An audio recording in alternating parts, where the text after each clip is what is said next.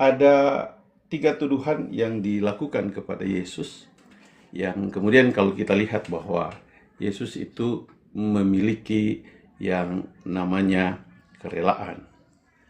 Apa yang dituduhkan kepada Yesus? Yesus dituduh membawa ajaran palsu.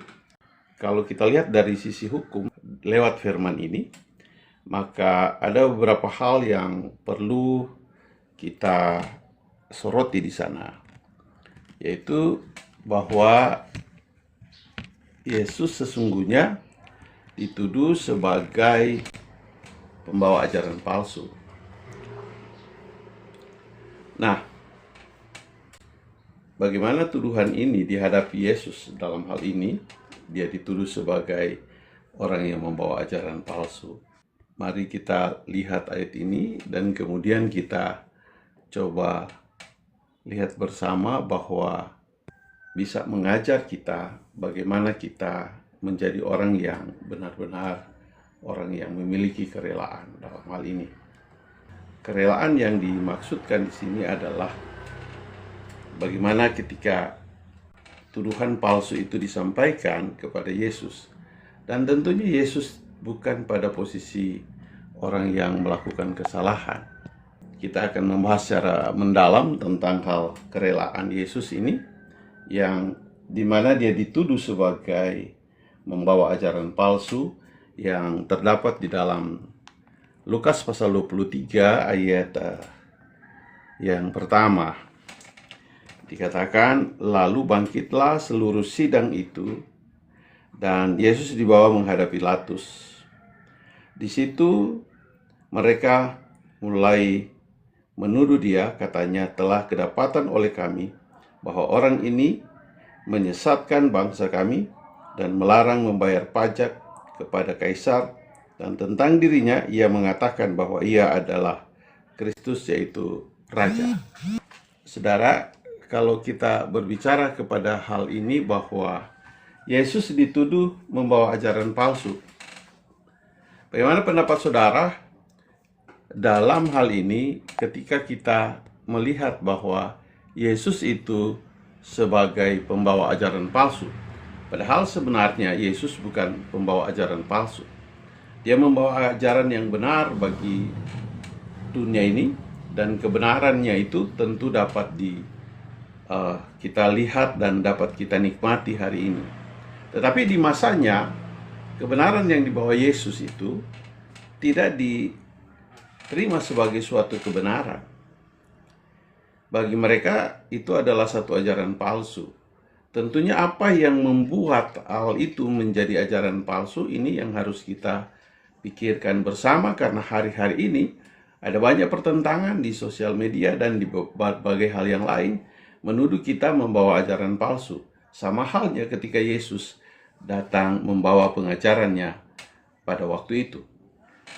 Hanya bedanya adalah beda zaman aja, tetapi pola-polanya dalam hal ini kita lihat bahwa ada juga yang menuduh kita bahwa kita membawa ajaran palsu. Kepalsuan dan tidak palsu itu apa ukurannya? Tentunya harus ada standar ukuran yang dapat kita lakukan untuk supaya itu dapat diketahui bahwa itu benar-benar ajaran palsu.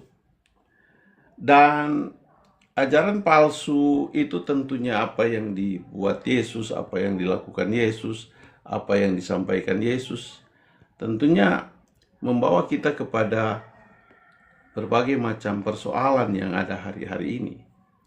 Yesus dituduh membawa ajaran palsu. Apakah benar Yesus dituduhan ini? Kalau kita membuktikan hari ini, tentunya apa yang dibawa Yesus itu adalah sebagai suatu ajaran kebenaran. Tetapi bagaimana kalau kita mundur ke belakang kepada masanya, di mana masa Yesus ketika dalam menyampaikan Injil kebenaran ini? Apakah benar-benar bahwa melakukan atau membuat satu ajaran palsu atau tidak? Ini yang perlu kita nyatakan, karena ada banyak tuduhan yang sampai hari ini kurang sama lebihnya itu mengatakan demikian juga, bahwa ajaran Kristen itu adalah suatu ajaran palsu.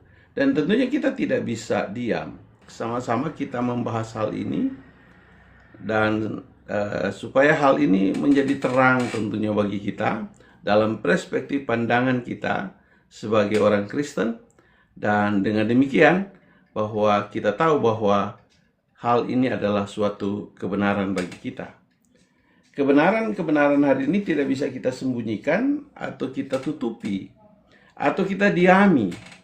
Karena kalau semakin kita diam, maka hal itu akan semakin menjadi bumerang kepada kita. Itulah sebabnya setiap kita punya kewajiban untuk memberitahu, mengabarkan ini, menyampaikan ini, bahwa kebenaran yang disampaikan Yesus itu adalah memang benar. Nah, Yesus dituduh dengan ajaran palsu itu adalah satu keputusan dari negara. Dan kemudian bagaimana dia menghadapi tuduhan negara ini? Ini adalah satu tuntutan yang bukan satu tuntutan yang ringan. Ini adalah satu tuduhan yang berat. Karena dengan tuduhan demikian, dia menjadi musuh negara tentunya. Menjadi musuh di bangsanya sendiri. Yang kemudian hal itu bertentangan dengan undang-undang yang ada pada waktu itu. Sehingga tuduhan-tuduhan ini mengena langsung kepada Yesus, menyeret dia, dan dia dibawa kepada pengadilan. Dalam keputusan negara, maka hal itu harus dijawab secara hukum. Dan jawaban hukum itu tentunya harus benar-benar dapat membuktikan bahwa Yesus itu bukan membawa ajaran palsu.